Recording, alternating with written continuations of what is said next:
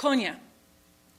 Yet, he is a Muslim, and not just in name only. He's a devout Muslim. He's a trained jurist in Islam. He is a very highly trained scholar of Islam and had an established reputation as a scholar and interpreter of the traditions of Islam before he ever wrote the first poem. He was not a poet for most of his life. That came later in his life. He is very devoutly a Muslim.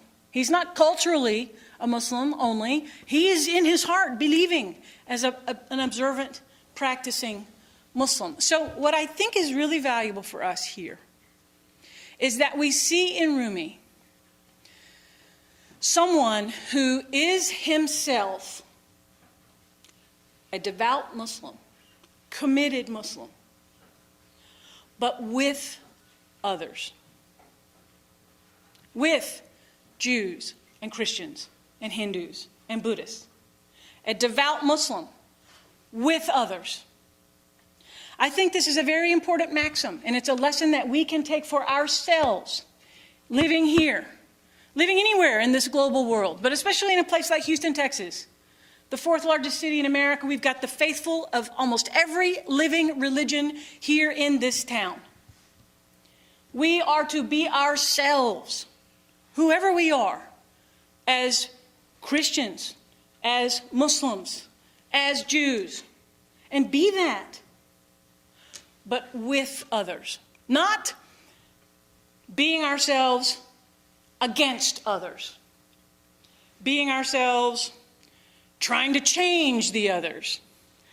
Being ourselves trying to fix the others. Being ourselves trying to stay away from the others because we don't like them. Being ourselves with others. With others. We've done those other things before. Being ourselves and then try to change everybody else. Be ourselves and try to dominate everyone else. We've done that in the history of the world, and it has not gone well. We have death and terror and intimidation and harassment and fear to show for it. So there's really no future for us or anyone in these other modes. Only being who we are with others.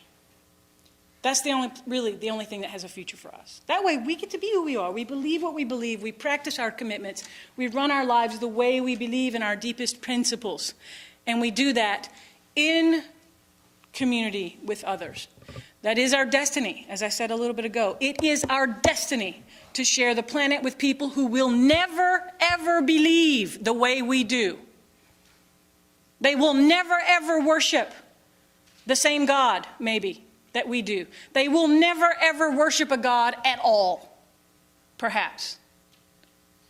We are destined to share the planet with them and to work with them and share our neighborhoods, and our kids will go to school with them. Being ourselves with others. I think Rumi's context in 13th century Konya gives us a powerful paradigm, an example of how that can work in a very effective way. So that's the first thing about the context. A second piece to remember, I think, that's important for us to remember about Rumi is that he is writing from the Sufi tradition. He famously is the founder of one of the most successful and widely known and famous Sufi brotherhoods, the dervishes. And this is one of the, in a general scholarly term, which again is a Western term, is called mysticism, Islamic mysticism. Some within Islam understandably don't like that term because it kind of lumps them all together with some of the other mysticisms in a Western type understanding. So we just say the spiritual traditions. But there's something very distinct about these spiritual traditions or mystical traditions, whichever word you prefer to use. There's something very distinct about these traditions as opposed to other ways of thinking and reflecting about religion within the religions themselves.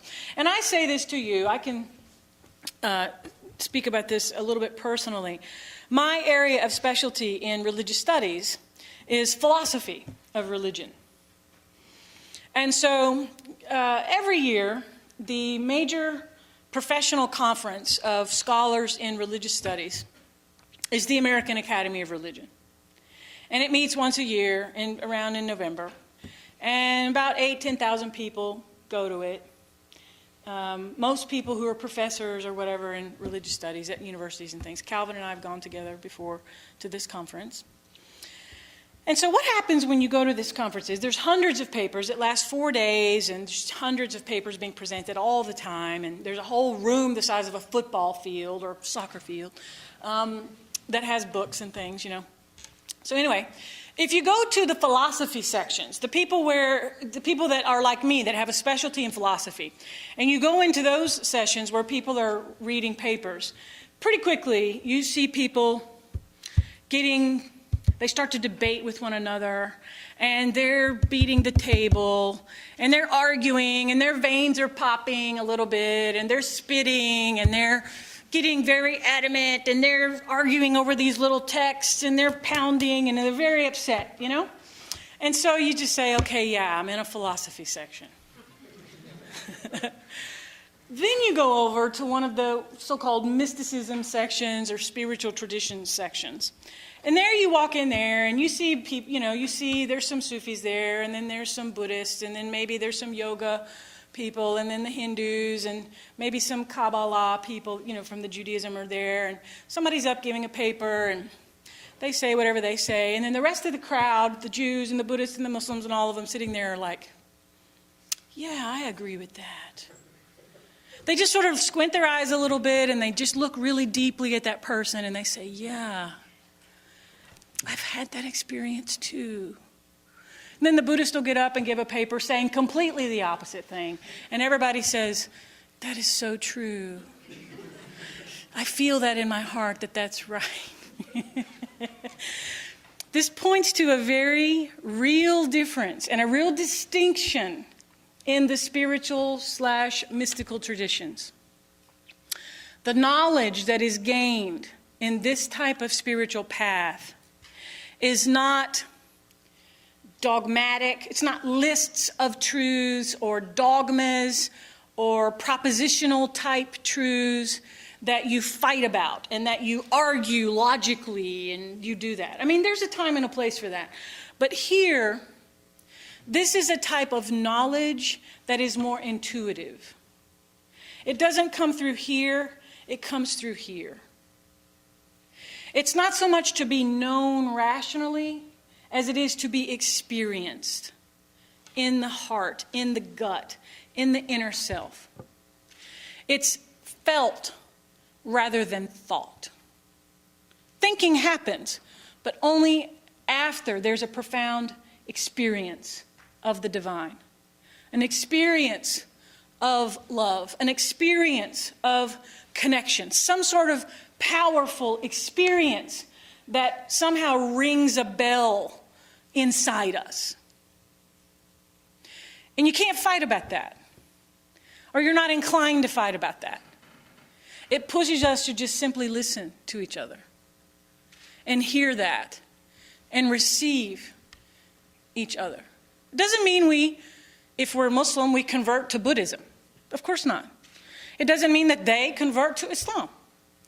It means we listen to each other. And we have ears to hear, in the words of Jesus, we have ears to hear each other. This is a very important thing. One of the things that I so admire about the work of Fethullah Gülen, the contemporary Turkish scholar, Muslim scholar, his work and the community of people who are inspired by his ideas, is that I think he as a person and the community of people inspired and enlivened by his ideas, they typify very powerfully. They are examples of both of these first two things, of being ourselves with others, and also being very willing and eager to just hear other people speak from their heart, and having an openness to receive them